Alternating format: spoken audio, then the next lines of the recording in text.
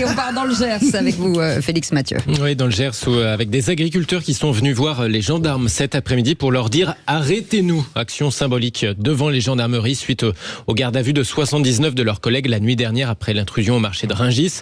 Des gardes à vue levés ce matin, mais l'agacement persiste chez ces exploitants qui étaient donc mobilisés, notamment au barrage de Démus sur le N124, puis devant les gendarmeries tout à l'heure. Donc bonsoir Lionel Candelon. Oui, bonsoir. Merci d'être avec nous dans Les Vraies Voix sur Sud Radio, éleveur de canards dans le Gers. Alors on vous a connu avec votre association des canards en colère, puis avec vos fonctions à la tête de la coordination rurale du département du Gers. Qu'est-ce que vous êtes venu faire donc devant les gendarmeries tout à l'heure ?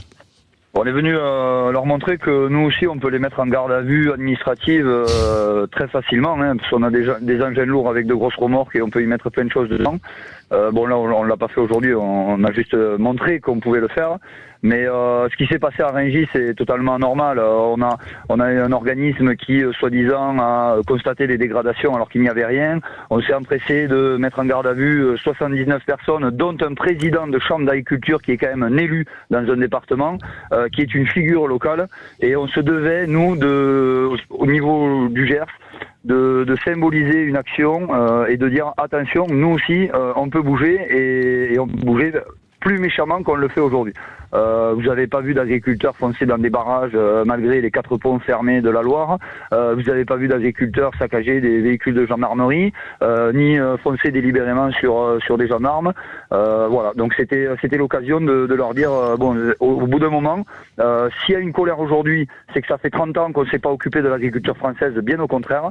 Et il était temps au niveau local, de leur dire nous aussi, si vous voulez faire les malins, on peut vous y aider. Il y a pas de problème. Après, on les respecte. Je vous rassure, on les a même nourris à midi sur notre barrage parce qu'ils rentraient d'un tribunal et ils avaient pas encore mangé, c'était presque 14 heures. Gentil, Donc, trop mignon. Surtout avec du canard du Gers, c'est parfait là.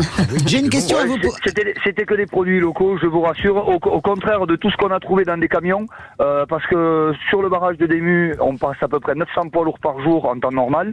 Malgré les déviations en place sur 40 km, on a plein de poids lourds, surtout étrangers, qui sont arrivés, et on a trouvé vraiment de tout et de n'importe quoi, y compris à destination de nos cantines locales. Ouais, Donc, imaginez, et là, il va falloir qu'il y ait vraiment une parole respectée de Gabriel Attal sur ce qu'il a annoncé aujourd'hui, parce que des moules sur le lait cuite du Chili qui arrivent ici, ou du raisin du Pérou, etc., il va falloir que ça cesse vite. Mais alors, une question, vous continuez ou pas les barrages en réalité? Alors, parce que la FNSE appelle à lever, vous faites quoi vous?